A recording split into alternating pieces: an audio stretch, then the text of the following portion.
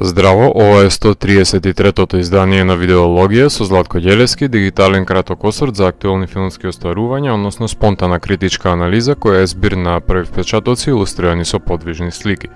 На денешниот репертоар е Матијас и Максим на Ксавиер Долан, во кој станува збор за двајца долгогодишни пријатели од најмали нозе.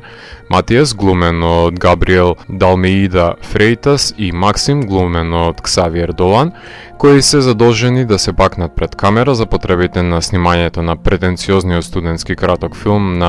на сестрата на Матијас. По тој бакнеж започнуваат да се менуваат нивните погледи на светот, се јавува сомнеж за нарушувањето на воспоставената социјална хиерархија, која ги вклучува нивните другари и се разбира ги ставаат во прашање нивните емоционални состојби, кои ќе ги диктираат нивните животи и промените кои ќе настанат во нив. За потребите на анализата на филмот ќе се послужам со постапките на сликарството, издвојувајќи ги главните ликови како предни елементи на делото и останатите како компоненти кои ја градат позадината. Режисерот со смели потези се обидува да ги наслика емоционалните портрети на ликовите, да ни го долови избавливиот карактер на Максим, што ме соочен со дисбалансираното израснување и неговата злоупотребувачка мајка и отсутен брат, наспроти избалансираниот кариерист, адвокатот кој, иако има ладнокрвна фасада, кога се поставуваат прашањата на љубовта, таа напукнува и неговите фрустрации се излеваат на површина. Соодветен екземплар за хичкоковскиот механизам за отшукувањето на темпираната бомба е начинатото напоменување на истекувањето на времето до заменувањето на Максим за Австралија, кој умее да биде пречка за реализирање на потенцијалниот љубовен пламен помеѓу нив.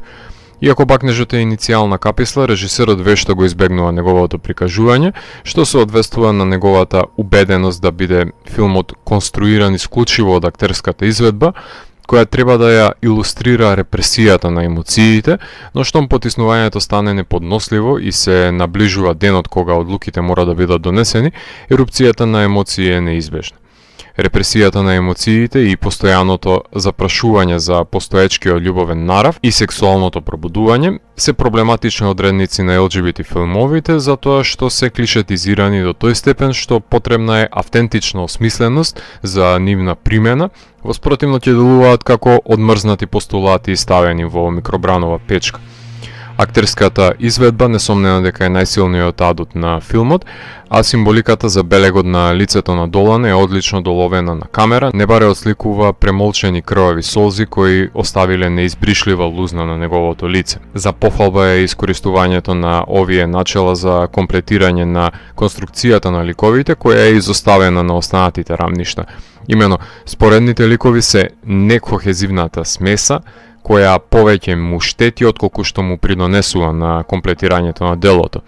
Од доаѓањето на карикатуралниот лик глумен од Харис Дикинсон до соочувањето со проблематичната мајка, аналогна на автобиографските мајки од I Killed My Mother и Мами, гледаме стереотипи кои се набрани од филмографијата на Долан, што ме плаши дека режисерот слепо се потпира на greatest hits формулаичноста, односно бирањето на најдобрите компоненти од неговата филмографија, кои само ги усовршил со текот на нивната репетиција. А додека сме кај хитовите, Долан е еден од авторите кој многу добро знае да долови емоционален набој со помош на симнувањето на иглата на плочата, така што и во овој филм може да слушнеме внимателно избрана недиегетска музика, која ја отсликува младалашката бунтовност. Останатите композиции се препуштени на дирките на пијаното на Жан-Мишел Бле. Сепак, мислам дека премалку внимание е посветено за доловување на темпераментите на носителите на филмот, односно не се дадени повеќе особености на нивните карактери, не се ставени во позиции во кои ќе можеме да донесеме заклучок за нивното соочување со иманентните пориви наспроти соодносот со околината,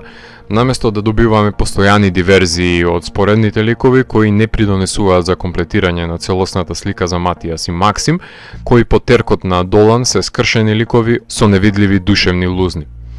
Самиот режисер е и монтажер на филмот, а тој избор најчесто се должи на потребата од строго контролирање на текот на действието и целење кон специфичен тон и ритам, кој е својствен за режисерот, така што тензијата и исчекувањето ја постигна Долан, но дали се исплати, тоа е друго прашање. Кога 31 годишен режисер стои зад камерата, без разлика што има 8 долгометражни филмови зад себе, потребно му е искусно око зад објективот за да може да постигне дистинктивна визуализација во своите дела.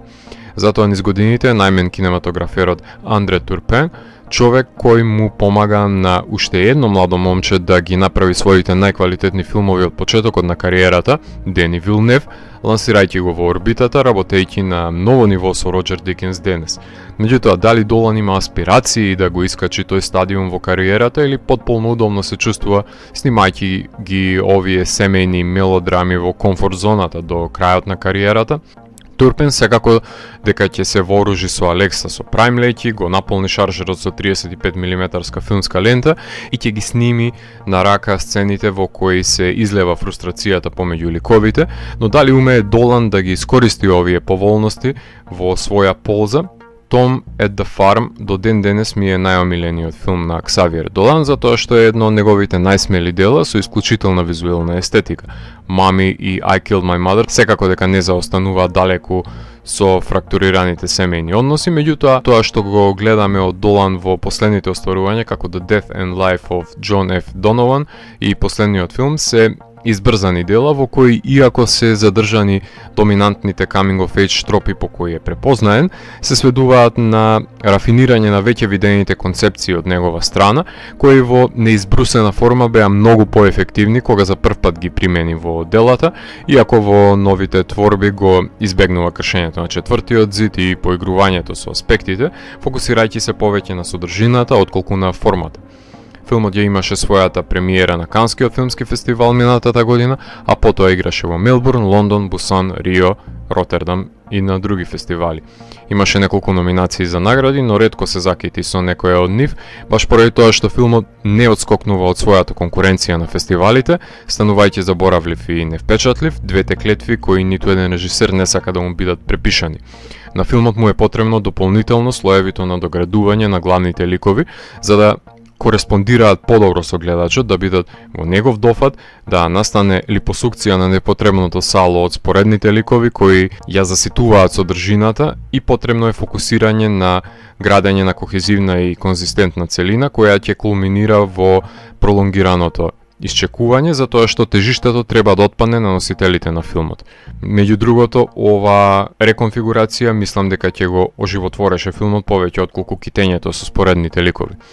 Ова е филм за потрагата по сопствениот идентитет, воден од потиснатите пориви во макрокосмосот на нарушените семејни односи, филмски состојки кои се присутни во делото, но смесата не е доволно добро приготвена за да се разликува од останатите LGBT филмови, иако е диктирана од одлична глума и кадрирање, доловени со грижа и внимание. Ако морам да го евалуирам, тогаш Матијас и Максим од мене има 3,5 од 5.